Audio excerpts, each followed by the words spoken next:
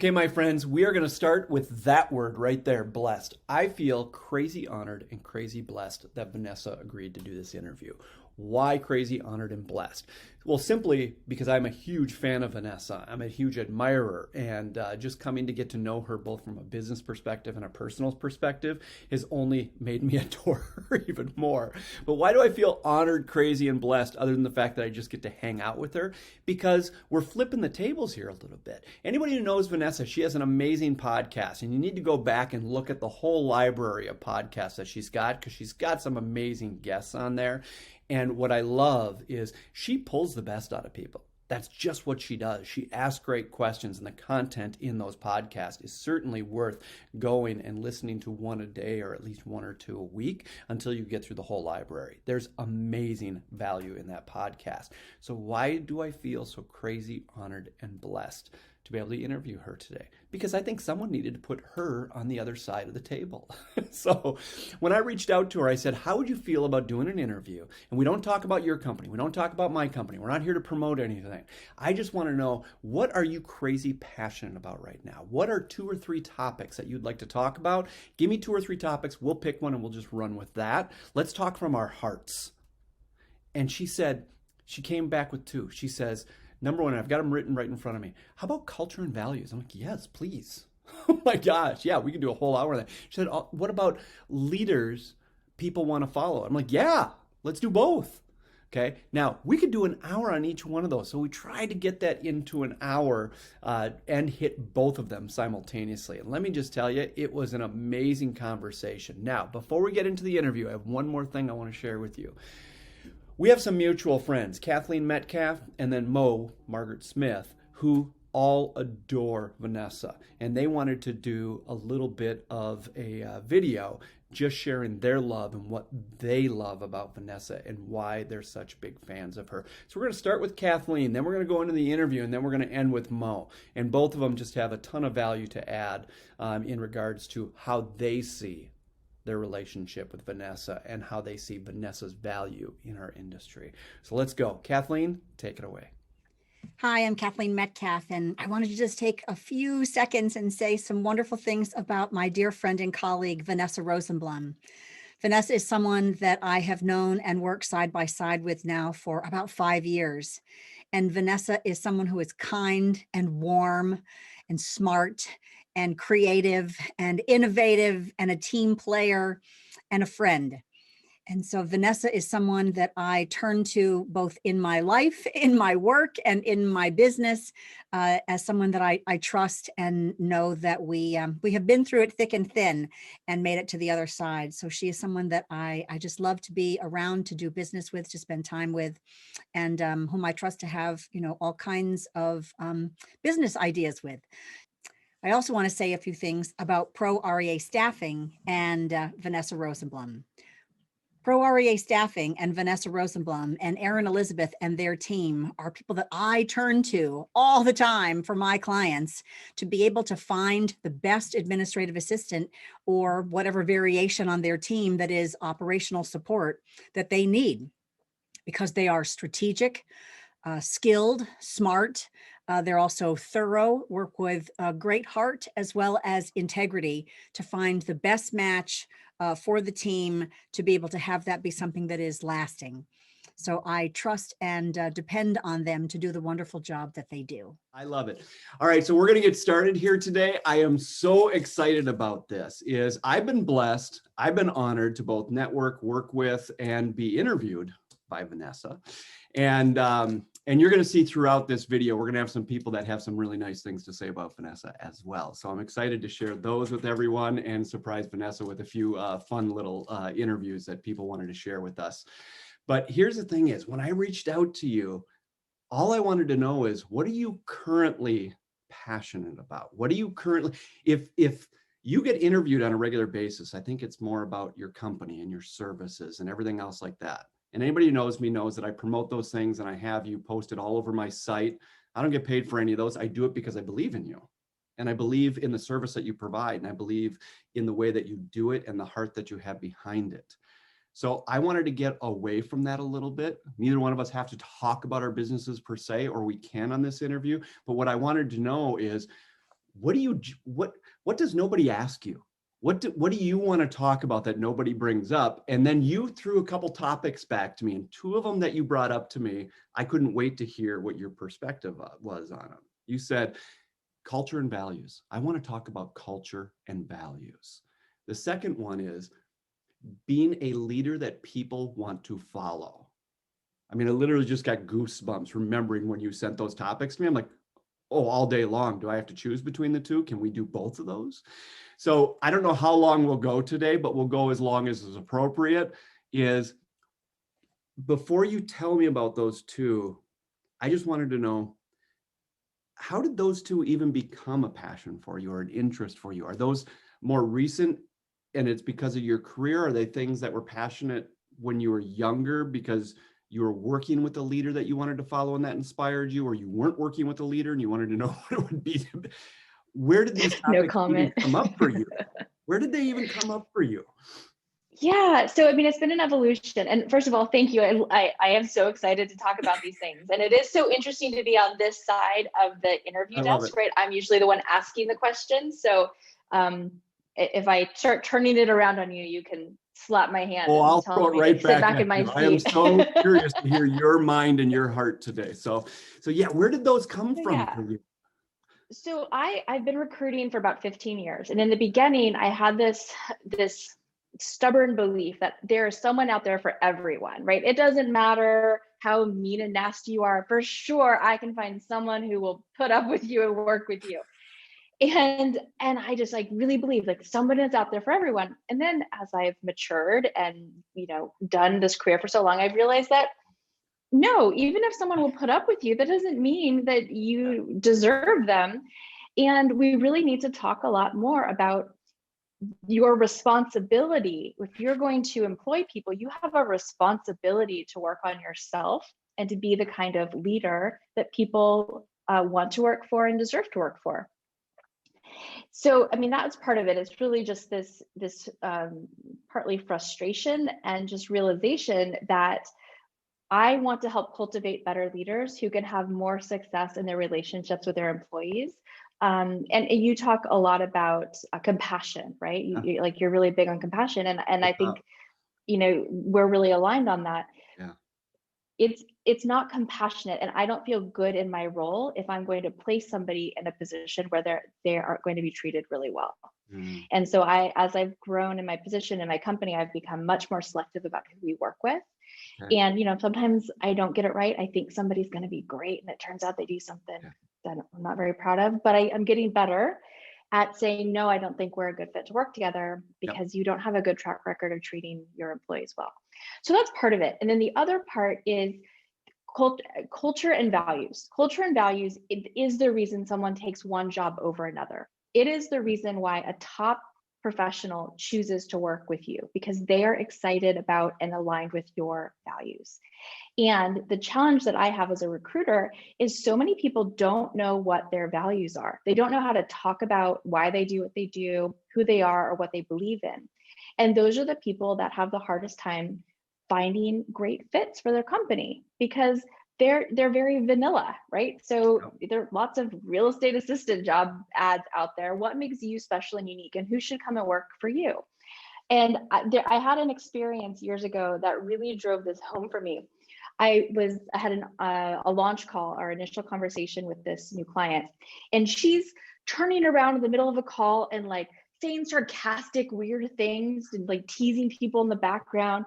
She's kind of rough and tumble, right? Yep.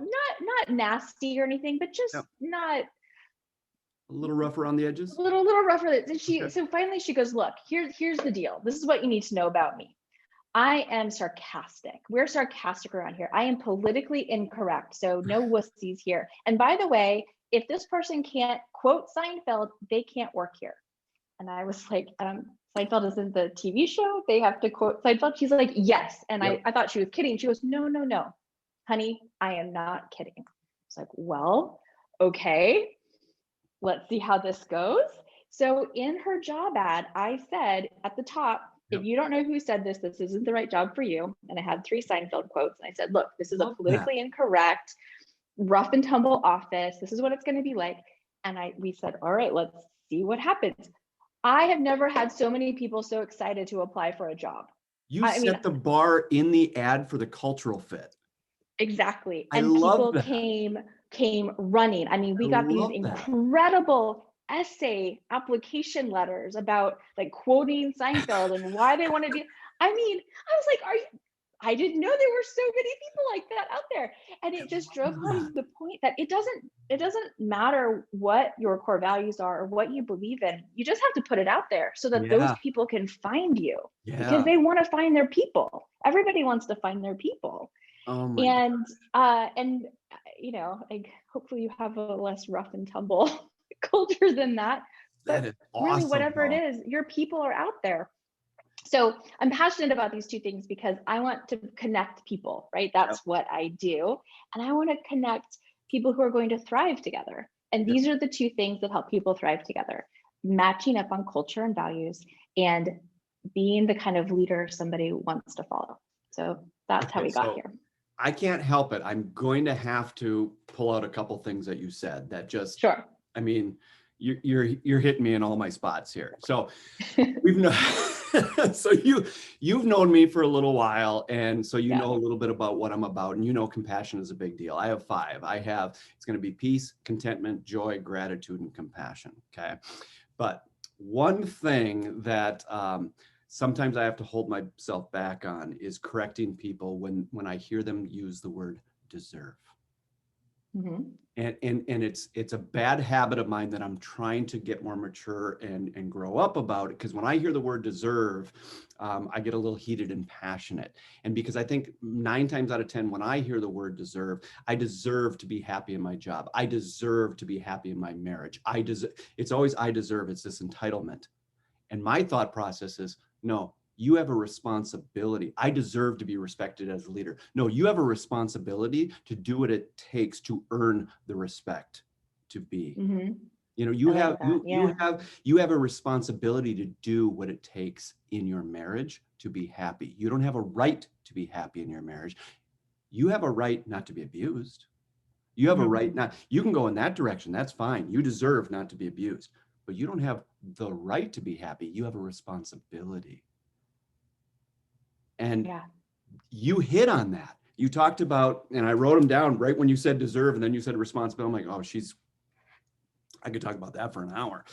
The other thing that you said that I'd like to point out that I really love, and I don't really hear anybody talk about this, but you talked about it like this is just part of your language and just the way you think. And so I was really, really taken by it, is you said, we always think of the person that's hiring as the top professional. That's not the way you framed that. Okay. Mm-hmm. Top professionals will not choose to work with you, or top professionals choose to work with you because of this. You're actually talking about the candidate being the top professional here. You want to attract top professionals. And so often we misplace that. It is just the only person who can be the top professional is the one that, is hiring, or the person that's doing the hiring is thinking of themselves as the top professional. No, you are looking for the top professional, and you have to earn the right to attract them. You also have to earn the right, and you have the responsibility to do what it takes to keep them. So those are a couple things that I heard you, and it's great because you say them almost in passing, as if this is just who you are and this is deep down. This is your culture that you bring to all of us. Those things are so deep down inside of you. You don't even necessarily have to think about the true impact of just those simple statements. I see those as huge. So I just wanted to point that out because I loved it. Yeah. Well, thank you. Yeah, that is interesting. I guess you're right. I think, I guess it seems like common sense, but as we've all learned, what is common sense to one person is not common sense to someone else. So it's always nice to have a conversation with someone who can pull out those things that seem obvious to one person who might not be. Yeah. It might not be as obvious for someone else. And we say them so in passing that someone else would say, I deserve. And we don't even think twice about it. I see that as fairly significant that someone starts with I deserve versus I have a responsibility. And so when you pointed that out, I mean, you're just hitting me so in the soft spot. I mean, those are big things for me, because I don't take those for granted in my professional life. I certainly don't take those things for granted in my marriage. Those are not light topics to me. No, absolutely. Well, and it's interesting to watch people like when somebody is first, I don't know. There's no way to generalize this, because there are certainly people who come into leadership already with a servant's heart and this desire to, collaborate and all of that. But then you have other people who, for example, are shocked that they have to pay for someone to have time off. What? I have to, I'm going to pay them to not work. Mm-hmm. They want to pay as little as possible. They want all of this stuff from them. And then, goodness forbid the person has a life or, some other commitment outside of work, because that's inconvenient for them. It just doesn't work that way. The joy of leadership is bringing people up with you, right? The joy of you get to grow a company to the point where you get to bring people in who are going to show up every day and help you achieve your dream. I mean, that's a big deal. I mean, those people could work anywhere. They could work for themselves, but they choose to show up for you. And then you're going to be upset that they get a couple of days off a year. How dare you? It incenses me, and I live in Spain, right? So time off has a different perspective here. Sure. People here automatically get, 30 days off a year. And I hear employers in the States complain about, well, I have to give them 5 days off in their first year. And I think, oh, honey, you have no idea. But, so in my company, we instituted an unlimited vacation policy a couple of years ago. Okay. And what does that look like? It means that people get their work done. And if you need to take time off, then you take time off. And we do have it scheduled out in advance, so we don't have multiple people off at the same time. But the way I see it is I hire professionals who care about what they do, and we're all working toward the same goal. And you have a life too. I mean, autonomy and flexibility are some of my values. That's why I like to work for myself. And so the people I work with also value autonomy and flexibility. And we all just get it all done. There's no way I'm going to let this go again. It's just your verbiage. I respect you so much, and you know that, and you know that I adore you. But just listening in this conversation to hear some of the verbiage that is just a no-brainer for you. I hire professionals. This isn't just my staff. This isn't just a VA. This isn't just there is no light terminology here. I hire professionals. I work with professionals. I have professionals on my team.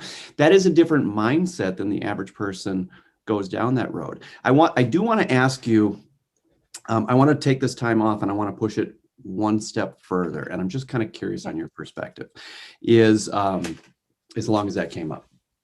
So when I'm working with leaders, or I'm coaching leaders, or anything else like that, time off might be a topic that comes up. But quite frankly, we almost don't even get to that, because I push them one step further than that. We need to take one more step further to truly have compassion.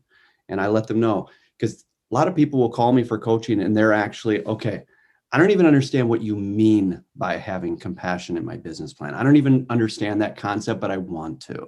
So one thing that we will talk about is, okay, there's time off. That's fine. They get 2 weeks off. After a while, maybe they've earned 3 or 4 weeks. So here's my question. What is your thought process as a business owner and as a leader? Okay, if they want time off and they ask for 2 weeks off, they usually ask that off a month or two in advance. How are you set up to handle life happens without notice? Okay. Yeah, that's all about the systems and the documentation and having coverage so that people aren't, so that you're not stuck. Yeah, so you might have built into your plan and built into your company and everything else like that 2 weeks off, or 3 or 4 weeks after, accumulated or whatever. Yeah. I think some leaders will do that just to make themselves, it's not about compassion. It's just about being competitive in the marketplace. I don't buy that a lot of them do it for a compassion reason. But now, what thought process have you put in? Because it's now 2-part. Compassion from a point of view of what happens to your professional or your employer, whatever you want to call it, when life happens without notice and they can't come to work tomorrow and now they can't come to work for 2 weeks, but there was no notice. Two things. How do you have that set up from a compassion standpoint for the person that is on your team? Number two, if that person is now missing, how does that affect the people you are serving? And now do you have compassion for your clients that you are set up to handle things when life happens without notice? Are these types of things that, I'm just kind of curious on your perspective, because I want to push them past the fact that you're just giving time off, or the fact that you're trying to be competitive in the market to get the best talent. It's got to go farther than that. It's got to, for me anyways, we're going to talk about compassion, not just about being competitive in the market. What is your theory on that? Because to me, when you said culture and values, we're talking about culture and values, not just being competitive in the market. Yeah, and I think this is something it's definitely easier the longer you've been in business and the bigger your team, right? And when it's you and one person, it's more of a challenge, right? And so I think we have to also be compassionate to the business owner who has to work within the confines of where they are, right? Okay. Great point. So let's take the two people working together. So in that instance, you definitely have to make sure that you know how to do the things your admin does. And let's be real. I mean, today this morning I messaged my team. I don't know how to do this thing in our database. Like, how does this work? I said I would help you, but just kidding. I have no idea how this goes. So having systems in place, right? Which I mean, you are the king of these things, so that you know exactly where things stand. And if an admin has documented this is the status and it's on the checklist, then if they're not there, it's okay. Like, it's going to be a rough day. You're going to be busy, but you can go in and at least the escrow isn't going to fall apart. The marketing will get submitted. Life will go on. It won't be fun, but it will happen. Yeah. Going forward, I think as soon as you have the capacity, you should, if you have a full-time on-site admin, you should also have a VA. Yeah. Like, there should be redundancy and training in your business. For us, basically my job description, I don't do much, right? I have 3 things on my job description, seriously. And this is on purpose for many reasons. But one of them is I talk to leads, I review job ads, I review offer letters. And I pay people. Okay. So 4 things.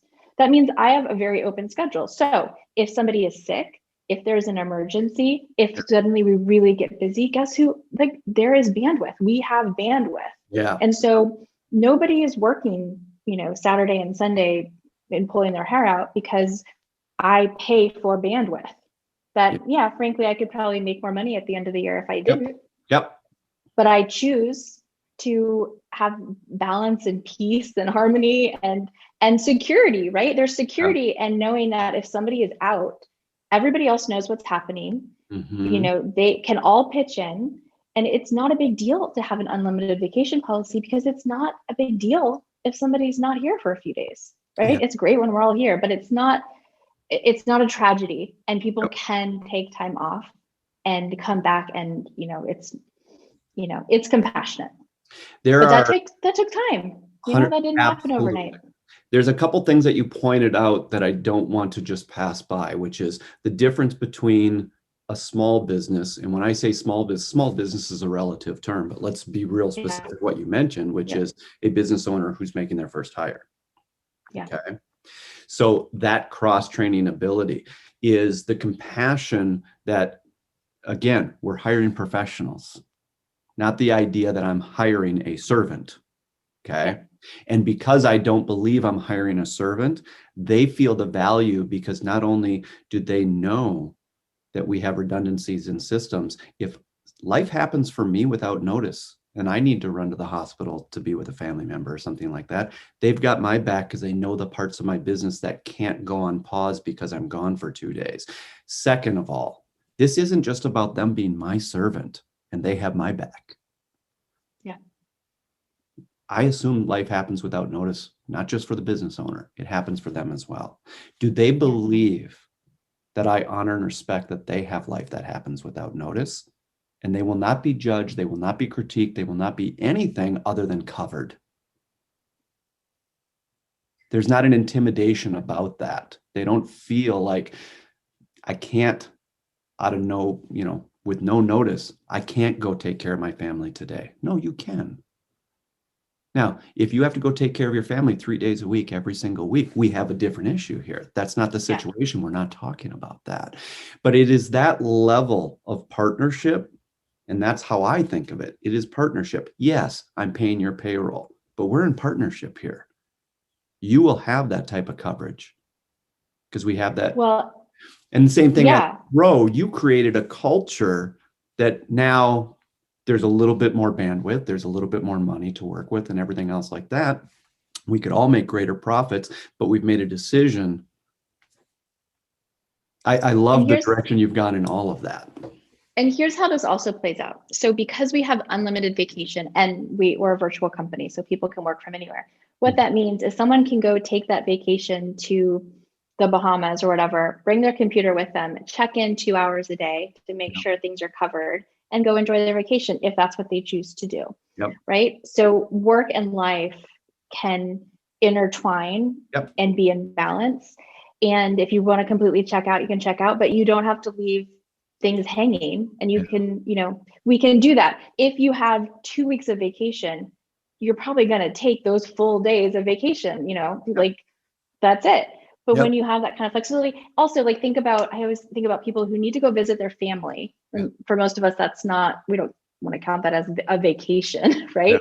So go visit your family, spend half days working, enjoy your family, just get everything done. And then when you want to take a real day off, make it a real vacation day, right?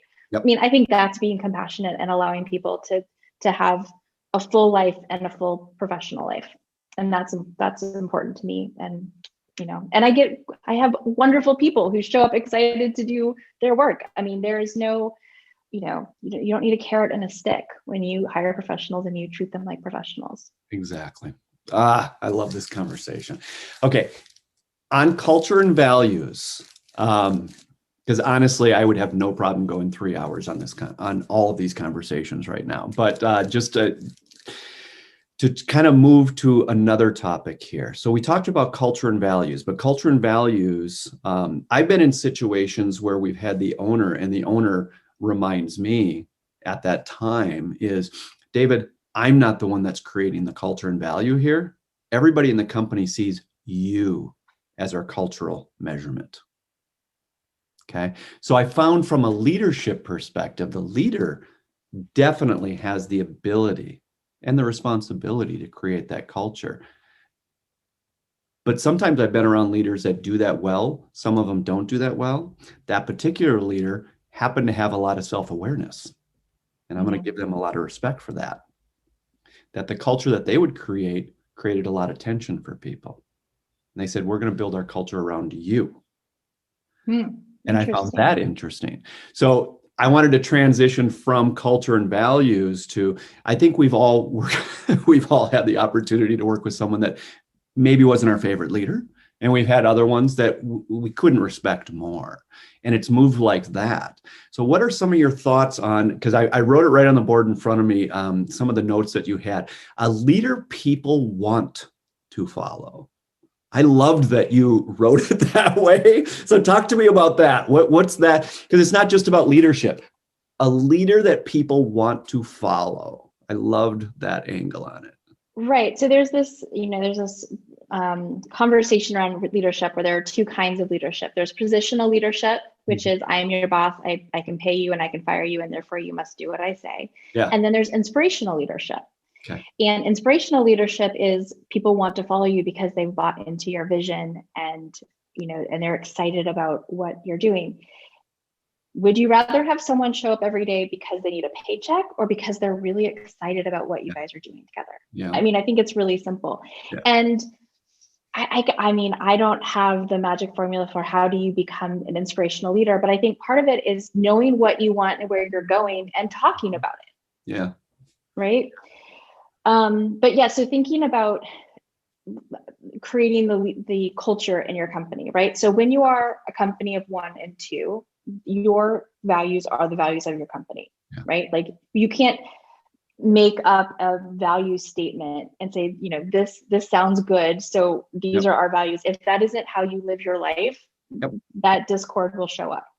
as you get bigger, other people contribute to your culture. This is why it's so important that you hire people who bring something positive to your culture, because every single person contributes either positively or negatively, Yep. right?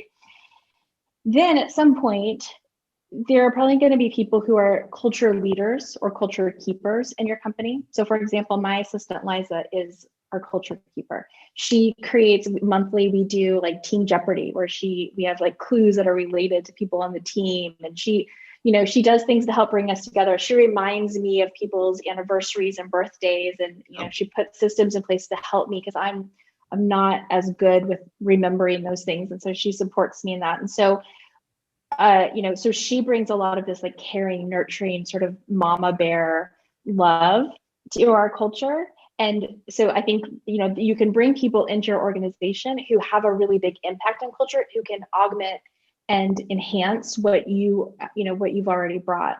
And I think that's so valuable to recognize, like to really like name it and recognize it, because those people, they make a big impact. Okay. Again, another word that you're just using just because it's part of your vocabulary, because I know that it's deep down in your soul. In less than 60 seconds, you just use the word impact twice. Okay.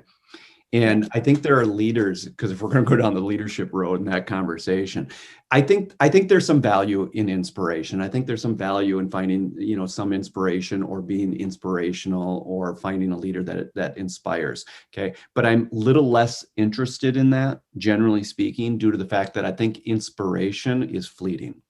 You could be inspiration in a meeting right now, and literally by the afternoon, a few things happen. You've lost every aspect of anything that you thought you got in that meeting from an inspiration standpoint. Inspiration to me is passing and fleeting at best. Now, does that make it worthless? Absolutely not. I think every once in a while, we just need something to inspire us just to get through the next 5 minutes. Okay. And I'm okay with that. Okay. We'll use the tool for what it brings value to. Mm-hmm. But I'm looking for leaders that make impact, not just inspiration. Impact doesn't just inspire people for a temporary. To me, impact is about them doing something that makes me want to apply. It makes me want to take action. Application is everything. We can have so much knowledge, so much inspiration, but if no real application is taken after that. And sometimes what we need to apply might be just something very quick. Some things that we need to apply might take 6 months in a project. But they've made such impact on me, I'm in for the long haul. They've made such impact on me because it's going to take some endurance sometimes to get these things done.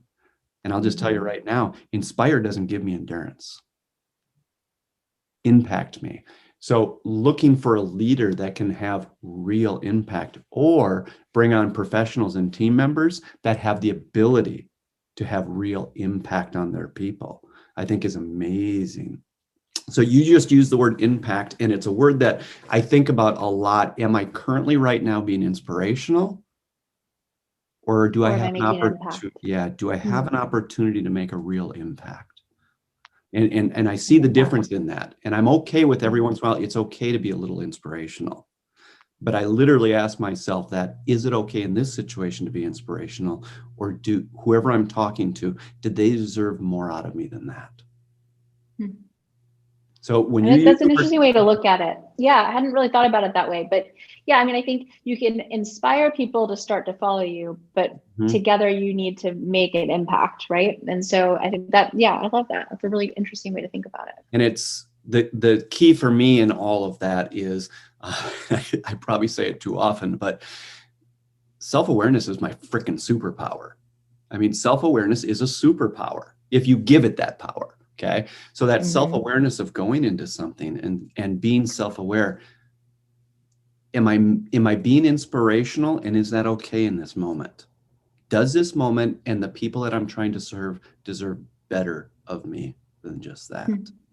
And that's just a self-awareness in the moment. And so self-awareness is a freaking superpower as far as I'm concerned. But when you used impact a couple times, I feel that very, very deeply. And so I loved that you're thinking that and you're using that terminology, because that's not a light term to me. That's not in passing. That's kind of the same thing when you said deserves versus responsibility, inspiration and inspire versus impact. I see those very differently. So I appreciate you using that terminology. So talk to me a little bit more about leaders. What else kind of crosses your mind? You had some great notes that you shared with me before this call. What else means something to you from that point of view, a leader people want to follow? Yeah, I think powerful leaders are willing to let go of their ego. And this is hard, especially for younger leaders, I think, because here's the deal. When you're in charge, when you're the boss, everything is your fault. If there's a problem, guess what? It's your fault. At the end of the day, you didn't train them properly. You didn't manage them properly. You hired the wrong person. You didn't have the system in place. It is your fault. When the team succeeds, guess who wins? Everyone. You didn't win, your team won. So, I mean, if you can't get past that, then don't pass go, right?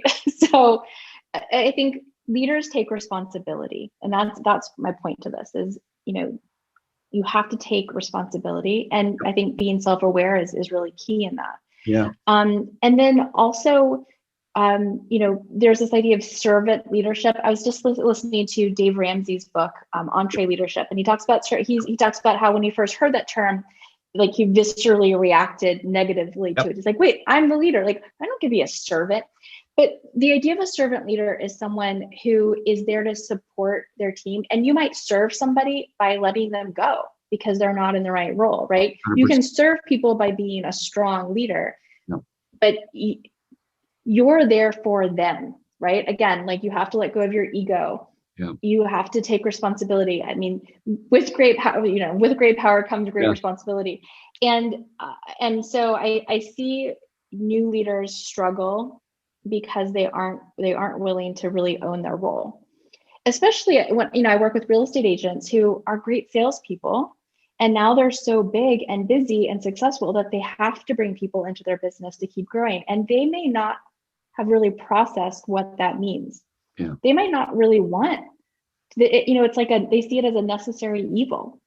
I have to hire people because I want to keep growing, and those are the people who really, really struggle as they continue to grow and they have turnover. I mean, the real estate industry, we have a 50% average turnover rate for real estate assistants industry-wide, 50% a year. Can I ask, really and bad. You may not know this number, maybe you don't, but do you know what the timeline is on that? So we have a 50% turnover. Do you know what the average life cycle is? Is that over 18-month life cycle? That's what it used to be for just the agent.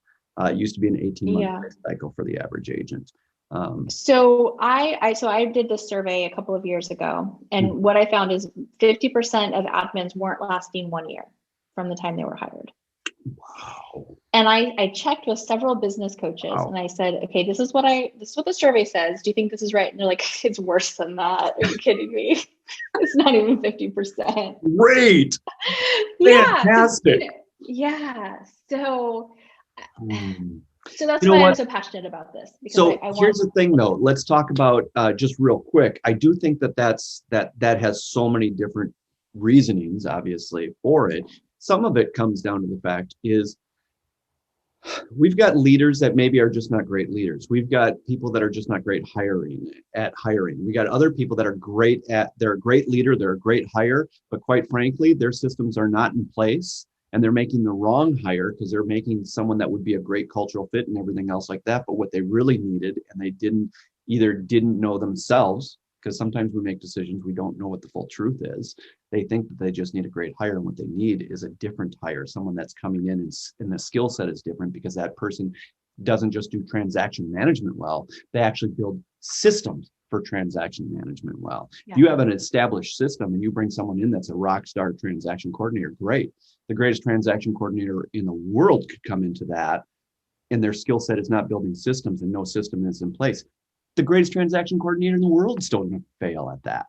Okay. Yeah. There's so many reasons that if we acknowledge that too. Now that's an area where there's two companies that they're on my website. So I mean, it's you and it's Level. The fact is I do work with some people. I'm a little geeky about the hiring process. I love it. I love every aspect of it. I'm just couldn't get enough of it, but it's something that I consider a skill set. And I've spent years and years and years and years putting efforts into getting better at it. So I just have a passion for it. I would say the average person I work with, they're like, no, I just want someone in the next month or two. And I'm like, and they want to do it themselves. And I'm like, do you understand the level of commitment that it takes to build the skill set to do that well? Are you prepared to do that work? Now, if you're not prepared to do that work, you have to be honest with yourself as a leader, self-awareness. You suck at that and you don't have the time frame nor the desire to put that work in. So that's why I end up recommending them to go to someone like yourself or Level or someone else that is their specialty. And so this turnover has so many reasons to it. It's just ridiculous, but you can kind of help people guide. I mean, sometimes I think what you've even admitted is sometimes you have to be a little harsh with them and say, you know what? I don't know. I even want to put someone with you. Yeah, there are a lot of reasons. So, and absolutely, you're absolutely right. I mean, it's the whole process. I mean, you outlined all of it. And so that's my mission in life, is to help people not go through that because, and I was on a conference call the other day sharing the story about how one great hire can help you double or triple your business. Absolutely. In 2 to 3 years. Absolutely. In real estate anyways. I mean, that is a proven fact. Yep. And I was telling the story of a team I saw go from, this guy was doing $400,000 a year, hired this great assistant, had a plan for, his job was to prospect, go on appointments, close deals. She did everything else. They knocked it out every single day. She was on him all the time. He went from $400,000 to $1 million in 1 year with one assistant. And this was in 2004. A passing statement you just said, she was on him every day. So as a leader, the fact that he even gives her the ability to feel the confidence to be able to do that and to give back on that to me is a respectable quality of a leader, is she was able to push back at him and drive him and be a part. That's more of a business partner than it is saying, I've hired this person to just serve me and do my assistant work and whatever, and think lightly of it. Your phrase, just the way you use that, speaks volumes of that relationship. Well, and that opens up a whole nother can of worms for another day, which is empowering administrative leadership. And which is why, Kathleen Metcalf and Margaret Smith are my heroes in that regard, because I've really seen, I've been doing this work for over 15 years, and I've seen the progression of administrative talent and the expectations placed on them. The role has changed. We no longer have secretaries, data entry people. We have administrative professionals who run part of your business. And so if you don't treat them like a professional, you don't hire someone who has leadership ability, who can be a leader in the role, then you're missing out. But also the other part of that story was he did incentivize her when they hit their goal. She got a $40,000 bonus. And so she knew at the beginning of the year, if we hit 800,000, I get $40,000. That is one heck of a bonus.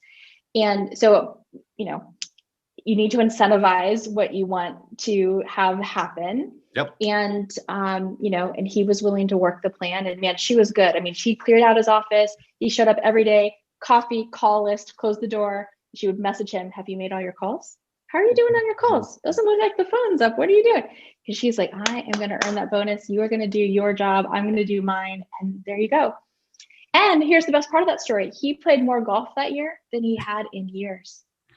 He took more time off and made more than twice as much money. Yeah.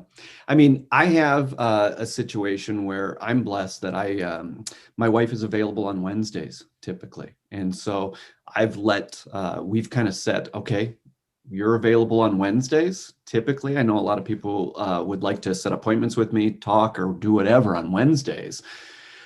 So if it was up to me, 100% up to me, I'm probably going to take those calls, and I'm thinking I'm serving people, I'm helping people and everything else like that. I spoke to my creative partner. I said, here's a situation. My wife is available on Wednesdays. What if, at least at a minimum, the second and fourth Wednesday, 2 Wednesdays a month, I'm not allowed to set any appointments, and you hold me accountable to that. And all I do is spend time with my wife. And she took that seriously. She took that as a badge of honor to protect and to push me and say, you know what, here's the thing is I know I saw you got something on your schedule in the afternoon or whatever else like that. I'm not reaching out to you in the afternoon. Even if you need me, if you want me, we can talk on Thursday. She honors and respects it. She honors and respects it more than I do. Like him being able to go out and play more golf is, I'm not just the only leader on my team. Now, all of a sudden, I've given her power to be a leader and push me around and go, dude, I don't care what you want me out of me on Wednesday. That's your wife's day. We can talk on Thursday. Yeah. And that's her leadership skill on holding me accountable, which I just love. So we're creating a culture where it isn't just the owner that gets to be the leader. It isn't just the owner that gets to set the standards. It isn't just the owner that gets to set the culture. And that's just on a small team. Well, and here's the trick to that. Yeah. If you want your employees to take on leadership roles and to push back, you have to explicitly give them permission to do so. Absolutely. Right. So I can remember sitting down back in the day when I would meet with people in person, I'd sit down with an agent and their assistant, and I'd say, okay, so what are the ground rules here? Mm-hmm. You know, what if you're not making your calls like you said you're going to do, which impacts her bonus? Yep. Is it okay? Do you give her permission to remind you? And what, where's the line? So we would be very explicit about it, because assistants coming from other industries may not be used to pushing back on their boss. Yep. And most of my clients will tell me, I just want to show up and be told what to do. Tell me where I'm supposed to be with what I'm supposed to have. Where do I go next? Like, don't make me think about all this stuff. I just want you to tell me what to do. If you think about an executive assistant to a CEO, or you think of a chief of staff, right? Yep. I mean, that's really, whether you're at that stage or it's just you and one person, most leaders would really appreciate it if someone would just take that off of their plate and point them in the right direction, so that their mind is free to focus on their highest and best use, and to focus their talents in the best place. But if you haven't given your assistant permission to say, yo, wait, no, don't read that marketing piece. It's, that's not your job anymore. Yeah. Go do this. Then you can't expect them to do it. And we all learn. I mean, most of us are not just 100% naturally the best leaders in the world. We can get better. It is a learned skill. So one thing that I know we're not here to promote each other's business, but I can't help but plug this on you again, is sometimes we're still learning as leaders, and they would hire an organization like yours, and they still don't know the difference. They still think that they have a responsibility. Sometimes when, we talk about the difference between deserve and responsibility, okay, I'm big into the responsibility side, but sometimes we have a misconception of what our real responsibility is. So we think because we're the leader, we are responsible to tell them everything to do. And we're always the one leading them rather than empowering them.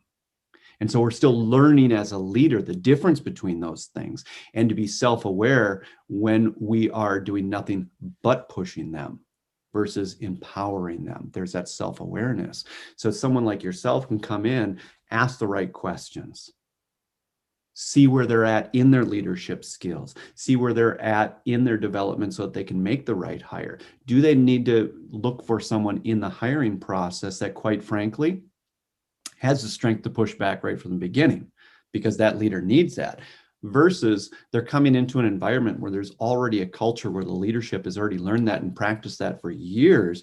They can bring someone in that might not naturally have that pushback ability, but we're bringing them into a culture that fosters and grows that.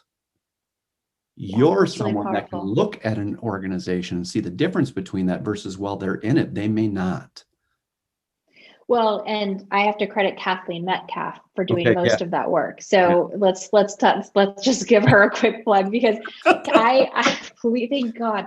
So Kathleen and I have worked side by side for about 5 years, and Kathleen's company trains and onboards assistants, but she also coaches and mentors their boss. Yes. And so often, especially when I have a client who is making their first full-time hire, I tell them, you cannot invest in this person with me and not go the extra mile and get the training and support you need to be the kind of leader that you need to be to get the most out of this person, because you don't know what's normal, what to expect, how to hold somebody accountable. Is it normal that they're making these mistakes in week 4? Didn't I already tell them that once? Why, what's happening?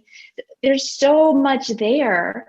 And you might have a business coach, but trust me, we work with lots of clients who have a sales coach, a business coach, Yep. who gives them terrible advice, like terrible advice.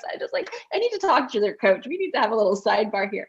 Kathleen is an expert. Yeah. And she does it with such heart and love and care. I mean, she's really a special human. So she guides employers and their new hire and gets them set up for success. I mean, what a gift. What an incredible thing. You can't go down that road without me telling you the call I was on 2 days ago. And it's one of Kathleen's clients. And everything that you just said in one phone call. Kathleen is such a beautiful human being, because not only does she do everything that you just talked about, but she also knows where she's strong and where there's an opportunity for them to speak to someone else in a specific area that they need a skill set. So from time to time, she'll ask some of her clients to call me. So I got on a call with one of her clients the other day, and this is the way they described Kathleen, because I want to brag about her all the time. So they're like, it was a team owner. He's amazing, high energy, great leader, and he's just got an amazing, I'll just call her, as he said, right-hand gal. And she basically runs everything, and we all know it, okay? And he said, you know what Kathleen really is? If I have to summarize, because he talked a lot about Kathleen and what she's done for their organization, he goes, she's probably the best marriage counselor, business marriage counselor that has ever existed. I love that. He's like, she is literally our marriage counselor, and we need marriage counseling. And Kathleen Metcalf is all of that, and we'll probably never be done with her. And I loved that. So it's that self-awareness. But yes, I wanted to brag on Kathleen as well. And that's part of her skill set. And then the other part is let's give him credit as a leader. What he said is that he'll probably never be done with that. I want to extrapolate on kind of that, because as leaders, you're a different leader today, as long as you're working on it and becoming a better leader, because it's a learnable skill, coachable skill. He knows a year from now, he's going to be a different human being and a different leader, and he's going to need coaching in different areas. Now, he knows that he is investing in her, and she's going to be a different leader and have different responsibilities. Then he also said, and I don't want just this company anymore. I see that we're probably going to have 3, 4, and 5 companies, and she's going to be the secret of all of it. The difference of her running one company versus her ability to run 3 or 4 of his companies, he recognizes as a leader. That self-awareness is just so powerful to me. So I have so much respect when I see a leader with that level of self-awareness. I know where I'm weak, I know where I'm strong right now, but I also know that that's going to look different 6 to 12 months from now. How do you think someone can cultivate better self-awareness? Let's even just using this conversation, I think a lot of people don't even know it's a topic. Okay. So how do they cultivate it? I think sometimes just getting around the right people that talk about it, the right person that brings it up. Now, some people will ask the same questions. David, how do I cultivate more peace, more contentment, more joy, more gratitude, more compassion? Find someone who even cares about those things. Find someone who knows about those things. What about cultivating more self-awareness? Who talks about that all the time? Who do you know that exhibits that all the time? Now, some people, the one word that kind of comes up for me, and it's almost a pet peeve of mine, is we had, it used to be, what do we call those? New Year's resolutions. Every year people would talk about them forever, okay? About 3 years ago, and I'm going to blame Facebook for this, people stopped talking about their New Year's resolutions, and it was my word of the year. You can blame Oprah for that. Oprah? Okay. Oh, okay. You know what? That's probably right. That's totally right. Okay. Yeah. And the reason why it bothered me is because the word of the year that seemed to pop up all the time for a couple of years now is presence. I want to be more present. Okay. And people think being present is a goal. It's not a goal, it's a reward. If you listen to what Oprah actually says, one of the things that she says is one of the most powerful changes she made in her life is developing an actual gratitude practice. Becoming more present, and this would be a deeper conversation, becoming more present isn't the goal. It's actually a reward of an effective gratitude practice. So if you want to be more present, get around people that talk about gratitude and talk about presence and experience that and display that in their life. So when you ask, how do you cultivate those things? Be self-aware that that's just not your strength right now. Get around someone where it is their strength. Ask them about it. People are more willing to give and share and love on people what they're passionate about and what they're strong in. And if you see someone that's strong in presence, strong in gratitude, strong in any of these other areas that we talk about, I have a hard time believing that they won't be willing to talk to you about that. So I think cultivating is just recognizing who has it. Make those people a part of your circle. I love that. I think that makes so much sense. And you brought up something else that I think we should touch on. Okay. Kind of going back to cultivating culture. Yes. You talked about gratitude, and Margaret Smith talks about I love it when, which comes from May Mingles. And this is the idea of what you put your attention on grows, right? So if you want to cultivate a culture of honesty, integrity, whatever, you have to recognize that. And so, we have a Slack channel called Gratitude, where we recognize people for things that we're thankful about. So it's something I'm working on getting better at, using I love it when, and saying, oh, I love it when we all pitch in and help each other with XYZ. What you put your attention on grows. And so when you show gratitude toward the things that you want, not that employees are like children, but okay, when you have a child and you want them to do certain things, what do? You reinforce the positive behavior, and they're really proud and excited that you noticed it. And guess what? They do more of it. Yeah. Right.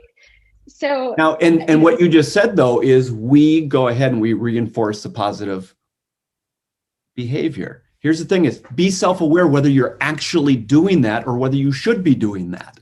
That self-awareness, you can say that you know that you're supposed to do that. Be self-aware. Are you doing that in real time? Or you just know? How many things do we know in our heart are probably the right things to do in our marriage? But instead of responding, we react. We know responding is better than reacting. It's that self-awareness. It's not just about what we know, but being self-aware. How are you actually implementing those things in your day-to-day life, in your language, in everything that we do? So I love. And I don't think you and I can really probably have a conversation where we don't brag on a bunch of the same people. So it's a big old love fest. It is. It's a huge love fest. So we are giving shout outs on this interview without any planning to Margaret Smith. We absolutely both adore her, Mo, and I love it when her organization. You've got Kathleen Metcalf. Obviously, I adore you. Otherwise, I wouldn't have reached out and said, "Would you be willing to talk to me?" And so there's a number of these types of people that are just meeting us or anything. They're starting to hear some consistency in names. So I just want to highlight them because they are people we respect, not just for the businesses that they've built, but just for the humans that they are.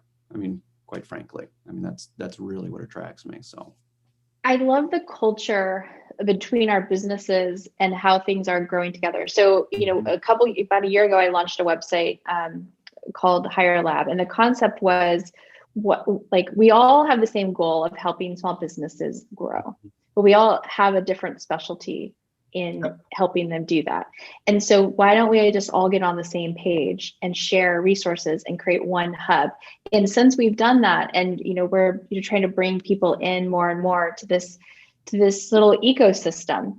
And this really started with me getting more on board with, or being more aware of the idea of conscious companies and conscious leadership. Okay. And just really connecting with, oh yeah, that's what we do. That's what we want. I want more clients. I love it when I have clients who want to be conscious leaders, right?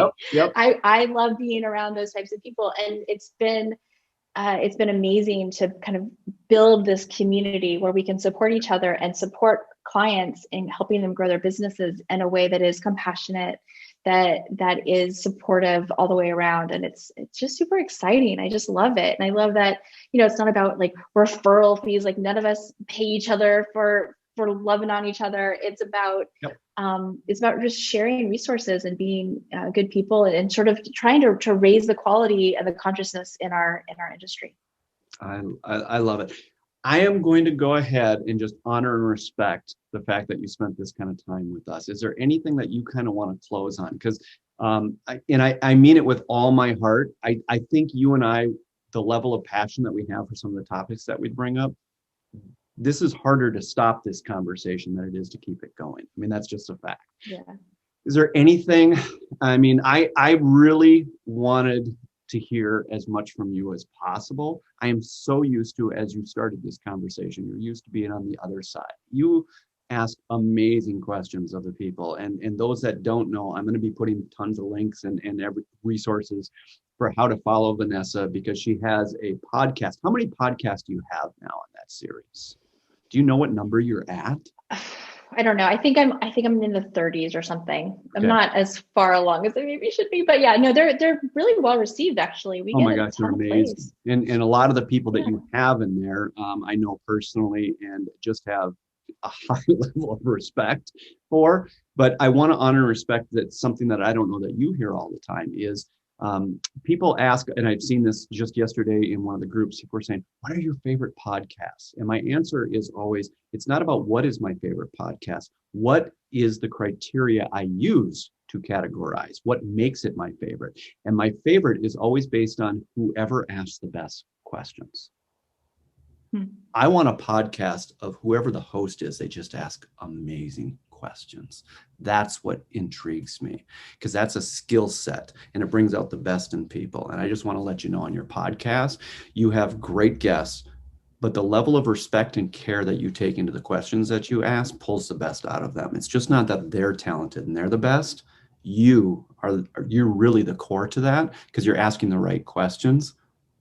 And I just want to thank you for that. And I want to acknowledge you for that, because I think it's a skill set that I don't know, that once again, that self-awareness, that's a beautiful thing. It's a beautiful thing. So I just wanted to share that with you, that has definitely, when I've listened to your podcast or been a part of it, oh my gosh, you got me going when you were interviewing me. I mean, you were asking all the questions that it was hard for me to stop. That was your skill set, not mine. So, all right. Thank you. Tons of love and respect. I love that you were able to make this time for us. Anything else on the way out? No, I mean, gosh, this was so much fun. If I say something, we're just going to go down another path. Yeah, I would say wherever you are in your journey, yeah, to becoming the leader you want to be, just embrace that you are on a journey and that it is not perfect. I am certainly not a perfect leader. I'm sure you're not a perfect leader every single day. We fall, we get up, we learn. It's a process. And as long, I think, as you stay in gratitude and compassion and, out of the ego, then, you're going to be fine. You're going to get better. It's going to be good. And it's worth it. I think really, I guess that's the end of it. It is worth it. What a great way to end it. It's worth it. It's worth it. Put in the work. Being a leader is a learnable skill. We can get better on it. And it's worth it. I love that. I love that. I had one more question written here, and I'm not going to ask it. We're just going to head there. I really want to, but there's no way that won't go another 15, 20 minutes. So I'm going to leave it alone. But the only reason why I didn't get to that question is because everything else was just so worth diving into. So thank you very much. Everybody, we'll have all the information that you want to know about her. We were not here to promote our businesses, so we'll do that and throw that down in the description. You guys can go check everybody out. I just wanted to hear from you and hear your heart, and I loved it. So thank you so much, my friend. Thank you. All right, we'll talk to you later. Bye-bye. Cheers. Hey guys, my name is Margaret Smith and I'm the CEO of a company called I Love It When, LLC. And I'm here to share with you a few things about Vanessa Rosenblum of Pro REA Staffing. So I met Vanessa back in December 2018. And there are just a couple things I want to note about her for you that have always really impressed me. Number one is professionalism. This lady is the epitome of professional, and it's demonstrated on her website through how she carries her services, how she carries herself, and it's just always really impressed me. Number two would be she goes to the data, and in the real estate industry, we need a lot of data. We need more data about how to best interact with employees, managers, all the different pieces of running a small business. And so Vanessa, I really appreciate this. She goes to the data and then she utilizes that in her work. Number 3, integrity. Okay, integrity is a big deal to me because if you tell me you're going to do something or this is who you are, and then you demonstrate it, that just builds trust with me. And Vanessa's always shown me her integrity. And then number 4, I would say collaboration. So one of the things I love to do is collaborate with different professionals in my industry because it makes me a stronger business person and it just helps to create the movement that we want to create, which will ultimately change the real estate industry for the better. And so I really appreciate these things about Vanessa and her company and the people that she chooses to interact with and work with. Beyond that, I would also just say that Vanessa she and I connect in a couple different places and levels. One of those is in the realm of like meditation and personal growth. The more I've learned about her, the more I know how important these aspects are to her. And I just really appreciate that in my both personal and business relationships. So I can't say enough good things about Vanessa and Pro REA Staffing. If you haven't checked them out before, you're missing out, especially in the world of hiring, recruiting, and just connecting with other real estate professionals. Pro REA Staffing is where it's at. So check them out.